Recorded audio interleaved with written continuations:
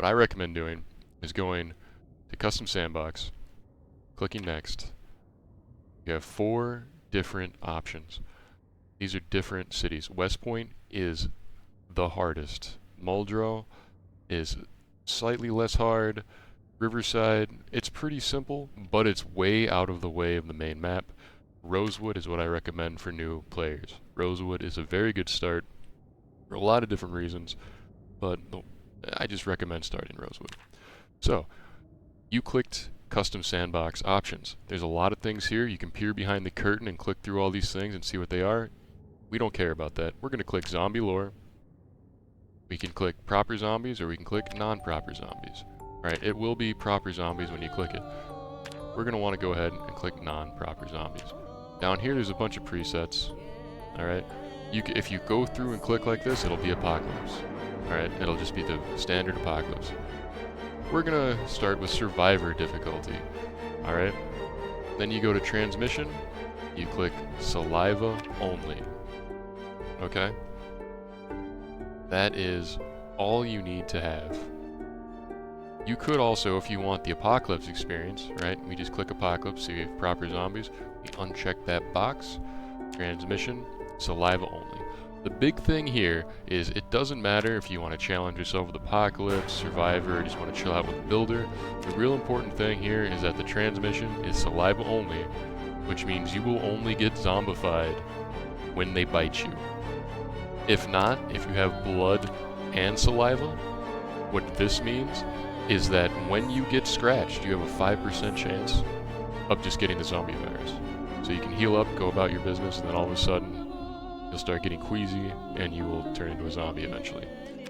If you get lacerated, you have a 25% chance that you get the zombie virus, because it's transmitted with blood. With saliva only, that is bite only. So I strongly recommend going saliva only, especially on your early playthroughs.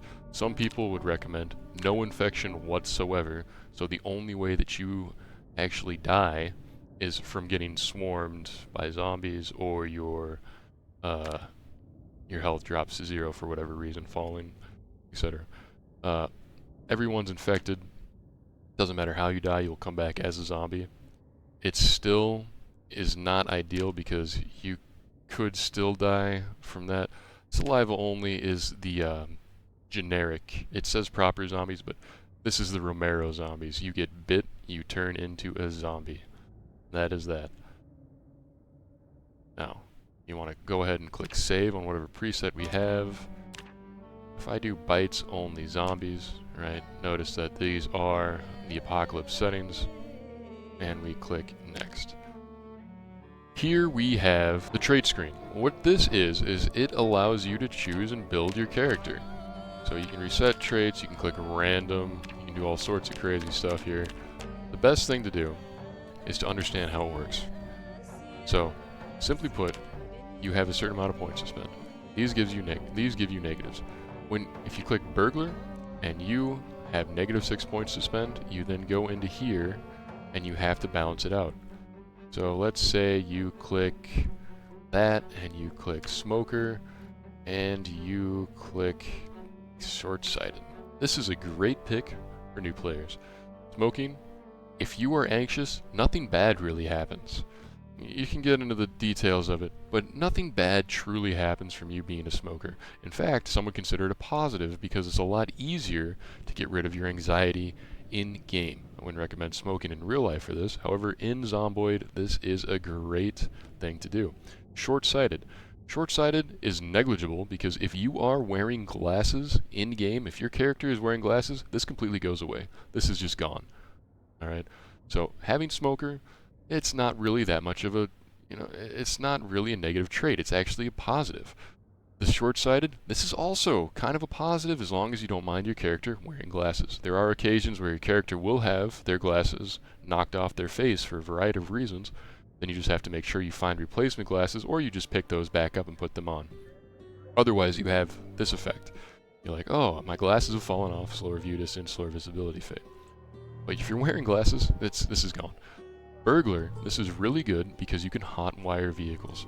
If you enter a vehicle and you don't have the key for it, you can hold V as in Victor, as in vehicle, and it will open up the menu and you are able to click on it. For me, I have V as that menu. You might have it as a different key.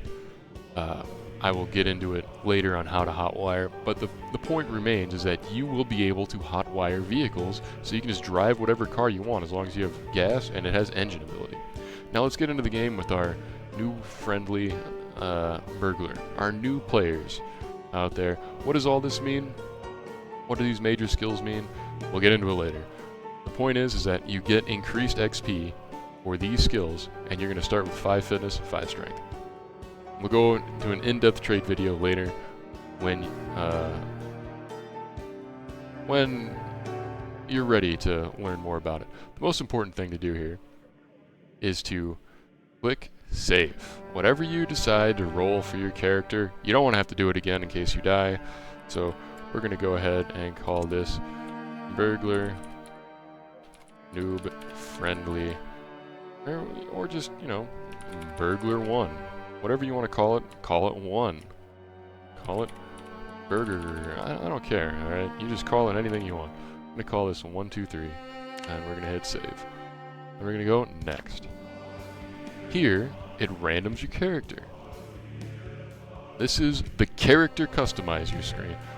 This is arguably the most important because you want to have a cool looking character. Who cares about what your stats are? Alright, that's for trying to min-max stuff. We're trying to have a good time in Zomboid. So you're going to go ahead, click random until you find something you like, or come through, set up, oh, this. An important thing to note is your access to various clothing items is based on your profession. If you're a burger flipper, you will be able to have a burger tee. We can actually show you here, come in. So say you're a police officer, come back in, you have the white police t-shirt. Say you're a doctor, you come in, you're able to have a formal shirt, or you're on vacation, have a Hawaiian shirt. Let's say you're a burger flipper, you're able to have access to a Spiffo t-shirt, but then you can click all these other things, long sleeve t-shirts, etc. Right? We're going to make sure we click back to our 1, 2, 3. Once we've got it saved, customized, we're able to go. Click next. Now we have, let's say, Krista Ricker. This is a great, we'll just go with this. You know, you can change your skin color, do whatever.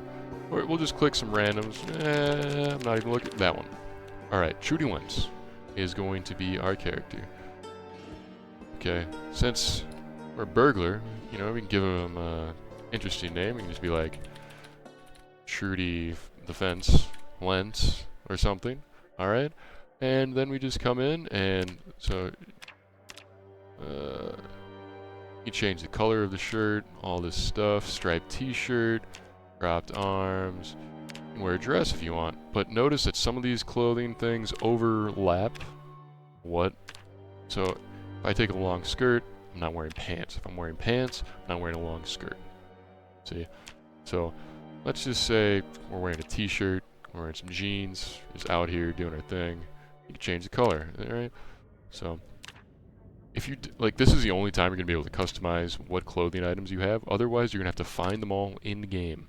Some of them will be particularly more bloody than others. So here we are. We've got a green t-shirt on. We got some jeans. Change your hair. Oh, we'll do this. Grungy, long, curly, whatever. All right. Color. We went with our random. This is who we got. You can also, you know, you can change male, female, hat. The most important thing here, though, is since we chose short-sighted, we want to start with glasses. It only makes sense that we'd be wearing glasses if you need glasses, right? There are, well, again, all sorts of roleplay scenarios. We're not going to get into it. The important thing here, you click save.